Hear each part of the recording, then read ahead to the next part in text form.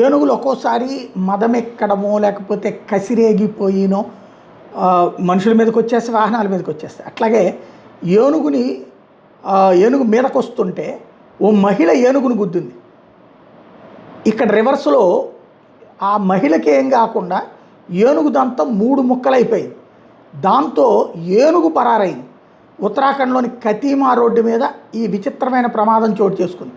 Scooty మీద వెళ్తున్న మహిళా టీచరు అడవి నుంచి అకస్మాత్తుగా రోడ్డు మీదకి వచ్చిన ఏనుగుని చూసి కంట్రోల్ చేసుకోబోయి బలంగా ఢీకొట్టేసింది. ఈ ప్రమాదంలో ఏనుగు దంతం విరిగి 3 ముక్కలై కింద పడిపోయింది.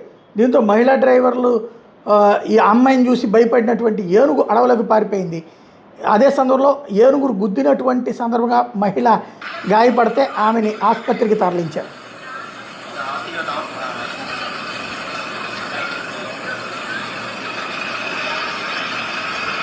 అదృష్టం. ఒకవేళ ఏనుగు దంతం దగ్గర ఏం కాకపోతే ఆ ఏనుగు గనక రివర్స్ అయ్యి ఉంటే కనుక మనిషిని బతకనిచ్చేది కాదు.